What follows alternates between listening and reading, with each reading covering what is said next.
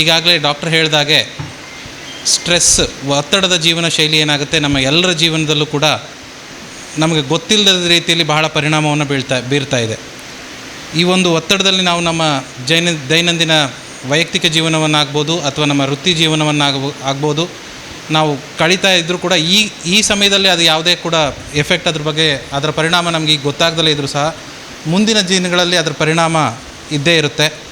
ಈಗಾಗಲೇ ಹೇಳಿದಾಗೆ ವೈದ್ಯರು, ಡಾಕ್ಟರ್ಸು ಎಷ್ಟು ಇಂಪಾರ್ಟೆಂಟೋ ಅದೇ ರೀತಿ ನಾವು ಅಡ್ವೊಕೇಟ್ಸು ಸಾಮಾಜಿಕ ವೈದ್ಯರು ಅಂತ ಕರ್ಕೋಬೋದು. ನಮ್ಮನ್ನು ಸಮಾಜದಲ್ಲಿರುವಂಥ ಪ್ರತಿಯೊಬ್ಬ ಏನೇ ತೊಂದರೆ ಆದರೂ ಅವ್ನು ಫಸ್ಟ್ ನೆನೆಸ್ಕೊಳ್ಳೋದು, ಅವನ ಜೀವನದಲ್ಲಿ ತೊಂದರೆ ಆದರೂ ಅಥವಾ ಅವನ ಹಕ್ಕುಗಳ ಬಗ್ಗೆ ತೊಂದರೆ ಆದರೂ ಕೂಡ ಅವನು ಫಸ್ಟ್ ನೆನೆಸ್ಕೊಳ್ಳೋದು ವಕೀಲರ ಬಳಿ ಹೋಗಲಿಕ್ಕೆ.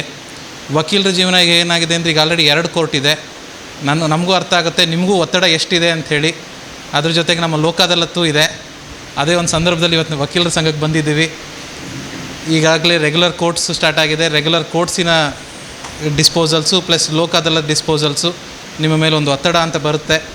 ಈ ಒತ್ತಡದ ಜೀವನದ ನಡುವೆ ನಾವು ನಮ್ಮ ವೈಯಕ್ತಿಕ ಜೀವನವನ್ನು ಮರಿಬಾರ್ದು. ಈಗಾಗಲೇ ಹೇಳಿದಂಗೆ precaution is better then cure.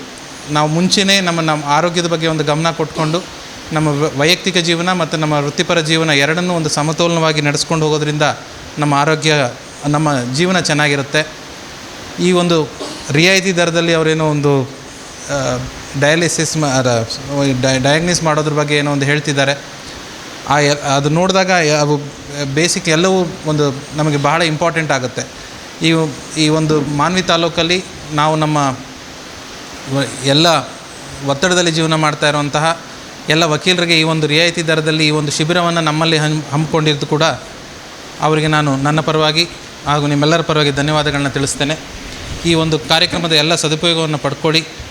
ವೈಯಕ್ತಿಕ ಜೀವನ ಮತ್ತು ನಮ್ಮ ವೃತ್ತಿಪರ ಜೀವನವನ್ನು ಎರಡನ್ನೂ ಕೂಡ ಸಮತೋಲನವಾಗಿ ನಡೆಸ್ಕೊಂಡು ಹೋಗಲಿಕ್ಕೆ ಮತ್ತು ಒತ್ತಡವನ್ನು ಬಿಟ್ಟು ನಮ್ಮ ಆರೋಗ್ಯದ ಕಡೆ ಗಮನ ಕೊಟ್ಕೊಂಡು ಜೀವನ ಮಾಡೋಣ ಅಂತ ಹೇಳಿ ಈ ಒಂದು ಕಾರ್ಯಕ್ರಮಕ್ಕೆ ನನ್ನನ್ನು ಆಹ್ವಾನಿಸಿ ಇಷ್ಟು ಮಾತನಾಡಲು ಅವಕಾಶ ಮಾಡಿಕೊಟ್ಟ ನಿಮ್ಮೆಲ್ಲರಿಗೂ ಕೂಡ ಧನ್ಯವಾದಗಳು. Thank you.